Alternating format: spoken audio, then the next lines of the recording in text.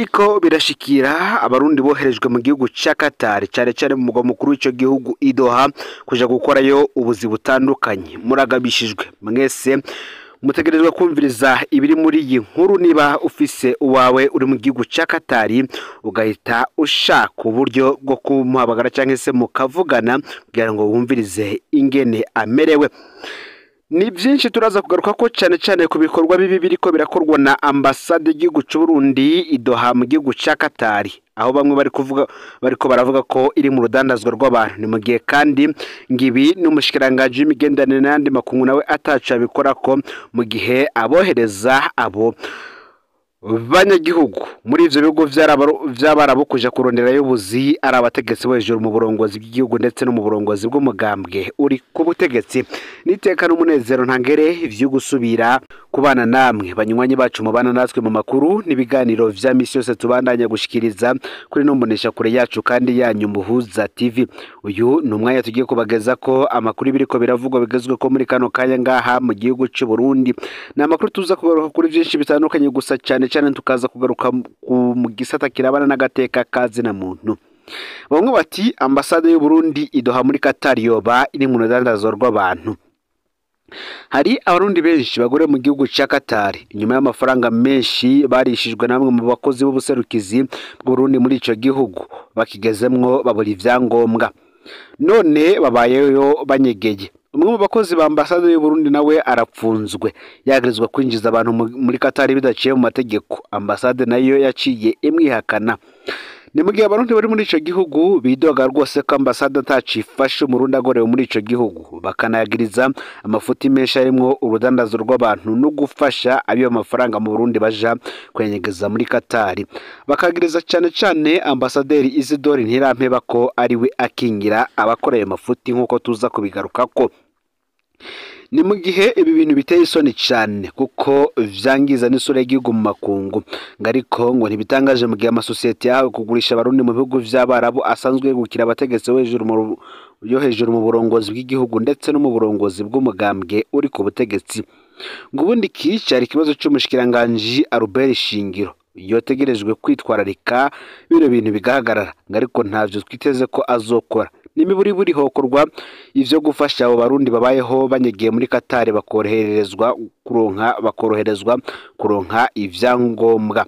Ni byinshi tugiye kugaruka ko muri ino nkuru, cyane cyane bishikira abarundi bari mu gihugu ca Qatar ndetse n'abandi benshi bahura n'amagorwa atandukanye bagiye kuronderera ubuzi mu bihugu vy'abarabu ndetse n'amasosiyete yagiye arabarungika muri ivyo bihugu akaba ataciye bafasha kuko hari abakorerwa ihohoterwa ritandukanye nkuko tuza kubigaruka ko ndetse n'abapfungwa. Ufyonde subscribe canke sabone niba utari wafyona ko kugira ngo tujucikanwe na dushikiriza, usangize kandi no makuru bagenza aho bari hose kugira ngo nabo baje barashikirwa n'abiriko biravugwa bigezwe ko ngaha mu gihugu cy'u Burundi, hanze imbezi igihugu cy'u Burundi ndetse no mu makungu ya kure. Ndabaye kaze rero muri mwidonido yano makuru. Nkuko natanguye mbivuga, hari abarundi benshi bagore mu gihugu ca Qatar inyuma y'amafaranga menshi barishijwe na bamwe mu bakozi b'ubuserukizi bw'u Burundi muri ico gihugu, bakigezemwe baburi ivyangombwa none babayeho banyegeye. Gusa imbere ko tubageza ko ivyino nkuru, reka tubabwire kandi ko hari n'abandi barundi bagore mu gihugu ca Mozambique. Ni mu gihe hari uwatanze ubutumwa avuga ikibazo c'abarundi 8 bamaze amezi bapfungiye muri Mozambique ahitwa Nampula kubera binje batagira ivyangombwa. Abaza uwo yo kwitura kugira ngo barekurwe bapfume basubizwa mu Burundi. Mu butumwa yarungitse yagira ati, nagira ngo mumfashe mu nimero z'uhagarara inyungu z'u Burundi muri Mozambique kuko hari abarundi bapfunzwe na immigration ya Mozambique, maze urabe ko hari ubufasha boronka bagafungurwa. Aba bafashwe batagira ivyangombwa bamwe bamaze amezi 5 bafashwe, bose ni 8 nabimenye mu ijoro ryaheze. Bantabaza ngo harabwo uburyo bwo gufunguza bagasubizwa i Burundi kuko aho bapfungiye bafashwe nabi cyane. Wogira ico ashikirije ndetse n'ico aterereye kugira ngo abategetsi bo hejuru babimenye navyo iyo bikora yoba agize ico akoze gihambaye cyane.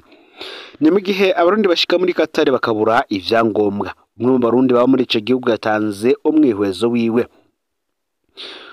uti amahoro y'Imana bane namwe twashaka ko mwodutabariza ku ngorane abarundi benshi ba muri Qatar basigaye bahura nazo bivanye na ambasade y'u Burundi i Doha.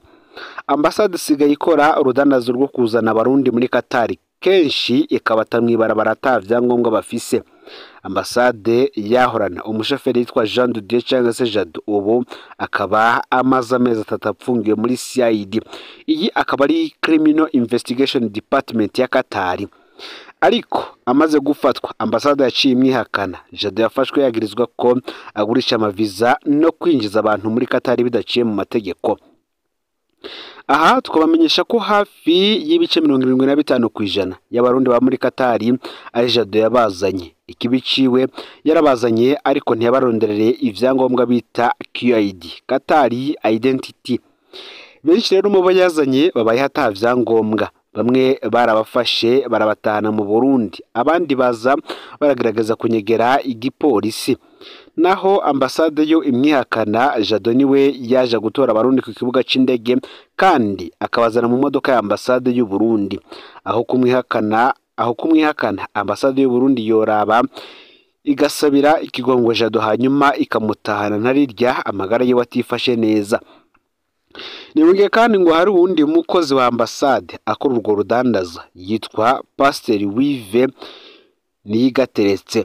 Mbere n'uyu mwanya ari mu Burundi gukwa, aho yagiye ajanye amafaranga atari make y'abarundi aherutse kwinjiza muri Qatar. We ico yakoze yasohoreye visa abantu nka 10 bamaze kwinjira muri Qatar aca yigira mu Burundi. Ubu abo bantu baramaze n'ukwezi bashitse, harimwo n'abakobwa nta KID bararonka cyangwa se Qatar Identity bararonka. Gukana none bikaba bizogorana cyane ko baronka ivyangombwa kubera ahavuye visa zabo hatazwe kandi hatemewe n'amategeko. Ubu abo bantu birirwa mu mazu binyegeje barindiriye umunsi bazofatwa bagasubizwa mu Burundi. Ni mu gihe kandi muri iki gikorwa ngo harimwo ivyo gusahura imiryango biteye ubwoba. Muti bikorwa bite? Bano bakozi ba ambasade y'u Burundi bariko barasahura imiryango isanzwe ikenye. Umuntu kugira bamurungikire visa ya Qatar bamusaba amadolari y'abanyamerika 1500 canke 2000. Izo ni hafi miliyoni 14 z'amarundi. Hari umukobwa aho bagusaba amadolari 3000. Ni amafaranga menshi cyane atahure na visa ya Qatar. Aho rero ugeze Qatar urasubira ugatanga amadolari 400 yo kukuronderera ivyangombwa. Ikibabaje rero nizo nzira z'amanyanga bacamwe mu kuronka izo visa bigace bikwegera ba barundi bageze ino bakabura ivyangombwa. Ababazanye baca babata mw'ibarabara ngo nibironderere akazi. Ngo ubu inzira zeme muri Qatar ni amasosiyete asanzwe azana abakozi abasohorera visa, akabarungikira itike ry'indege, akabazana akabakira ku kibuga c'indege, akongera akabaha aho bashikira. Ya masosiyete yo nyene aca baronderera ivyangombwa kandi akabajana ku buzi. Ngo vy'ukuri ambasade y'u Burundi irikirambura imiryango kandi irikirahemukira abarundi. Si wenyene yashinze intahe kuko ari n'abandi bashinga intahe. Hari umurundi nawe aba muri iki gihugu cya Qatar yagize ati hari abarundi 6 bigeze gufungirwa aho nyene muri CID cyangwa se Criminal Investigation Department. Aha akaba ari bo bakurikirana n'ubundi ivyaha biba vyakozwe muri ico gihugu. Hari ngo mu mwaka wa 2022 ico gihe bari bagiye kwishyuza amafaranga yabo umukoresha yabakoresha yarabaheraniriye. Wa mukoresha yaciye abamagarira igipolisi kirabafata, bamaze iminsi 7 bapfunzwe. Nta muntu n'umwe wa ambasade y'u Burundi yahonjoyeyo ikirenge. Mwomenya ko kandi mu bari bafashwe harimwo umunyarwanda umwe n'abanyakenya. Aba bobo amambasade yabo yaraje arabasohora mu magasho. Abarundi burejwe indege barataha bataronsa agahembo kabo kubera batagira ikibavugira. Ibi ni bimwe kandi mwavuze ko abaserukira Burundi mu makungu batazi ko mu vyo bashejwe harimo gukingira abarundi. Aha kandi ntawovuga amafoto akorerwa muri ambasade y'u Burundi muri Qatar ngo yaheze. Na ambasade ikorerwamo cyane ibintu vya transfer y'amahera. Hari amahera menshi cyane ava mu Burundi azanwa hano muri Qatar. Birashoboka rwose ko abategetsi bakeneye kunyegeza amahera biba bacisha muri zo transfer bakaza kuyabitsa muri Qatar. Ni mu gihe amafaranga amwe ava mu Burundi akaza muri Qatar yandi akava muri Qatar aja mu Burundi. ngo ambasade rero irafise umuntu ikoresha mu kugira amatransfert y'amafaranga menshi cyane ava mu Burundi yinjira muri Qatar. Iyi nkuru nayo tukazoyigaruka ko mwido nido nyuma. Turasavye undi murundi nawe ati turasavye rwose ambasade y'u Burundi hagarika urudanazo rwo kuzana abarundi muri Qatar kandi bizi neza ko itazoba akazi. Ambasade ikorana n'akarwi k'abantu batanu, babiri basanzwe ari abakozi ba ambasade y'u Burundi i Doha mu gihugu ca Qatar, babiri bandi bakaba baba mu gihugu, umwe akaba ari mu Burundi. Abo bantu rero ngo nibo basaba abarundi ayo mafaranga y'amaviza, bakabemerera ubuzi n'imishara batari bubahe. Ako karwi kakaba gakingiwe na ambasaderi Isidore Ntirampeba. Uyu murundi yatanze amazina n'amafoto y'abagize kano karwi, gusa badasanzwe ari abakozi ba ambasade y'u Burundi bo ntitwashimye kubavuga ko muri iyi nkuru. Gusa igihari nuko ibi bintu biteye isoni, ariko ntibitangaje mu gihe amasosiyete yahawe kugurisha abarundi mu bihugu vy'Abarabu asanzwe gukira abategetsi bo hejuru mu burongozi bw'igihugu no mu burongozi bwa CNDD FDD.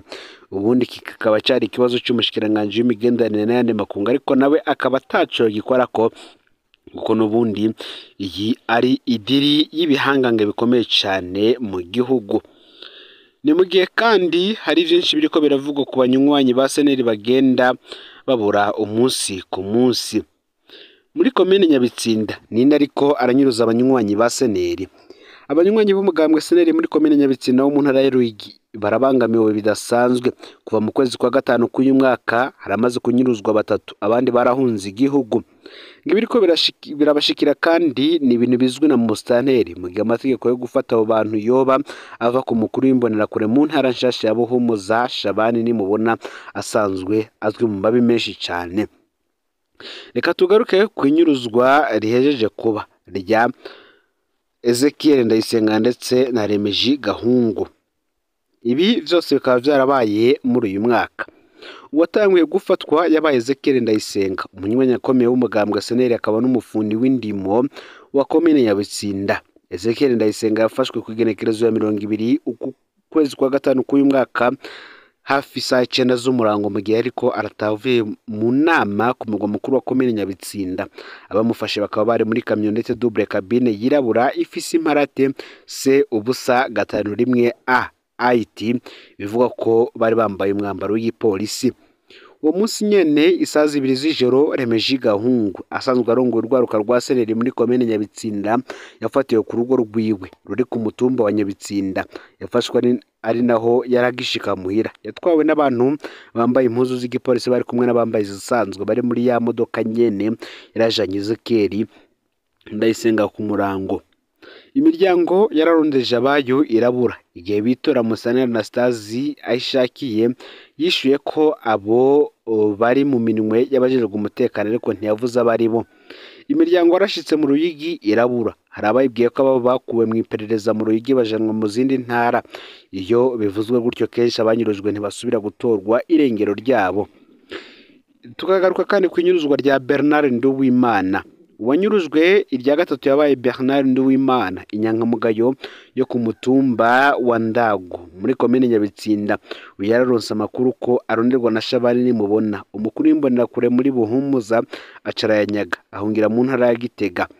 Ku igenekerezo rero ya 24 ukwezi kw'indwi umwaka wa 2024 Bernard Nduwimana yafatiwe ku mugwa mukuru w'intara ya Gitega mu kabari bita CPG kari kwibarabara rya mbere mu Giswahili canke se Nyamugari, aho hari isaha 2 z'ijoro.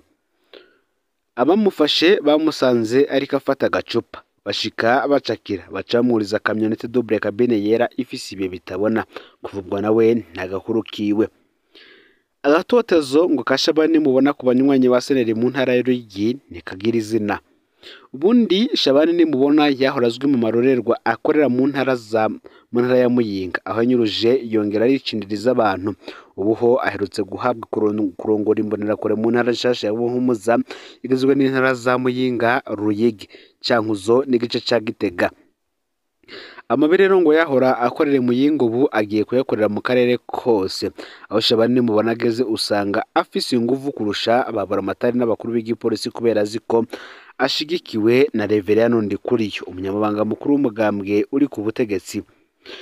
aho muri komine ya Bitsinda bivuga ko Shabani Nimubona yishikiye ku mutumba wa Ndago arivugira mu nama ko ategerezwa gufata Bernard Nduwimana. Ivyakurikiye twavyumvise, abo twabashiye kuganira nabo bakavuga ko n'ifatwa rya Ezekiel Ndayisenga na Remiji Gahungu ari Shabani Nimubona yaritegetse. Abanywanyi ba seneri muri komine ya Bitsinda bakavuga ko urutonde rwabo Shabani Nimubona arondera kunyuruza ari rurerure ku buryo bamwe bataye bahungira mu gihugu ca Tanzania. Ngivyo rero bike tubashije kubageza ko muri ano makuru cyane cyane birabana n'ayari karavugwa mu gateka kazina muntu. Ntuze kuja kure kuko hari nandi menshi turiko turabatohoreza kandi tugira tubashikirize mu mwanya uri imbere.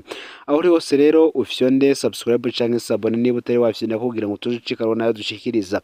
Usangize ano makuru bagenza aho bari hose kugira ngo nabo baje barashikirwa nayo biriko biravugwa bigezwe konga mu gihugu cy'u Burundi babiriko biravugwa mu bisata bitandukanye harimo agateka kazina muntu, politiki, imigenderanire n'andi makungu ndetse n'ibindi vyinshi. Ni Umuhuza TV Imana iba hezagire mu bikorwa vyanyu vya misi yose muriko murakora.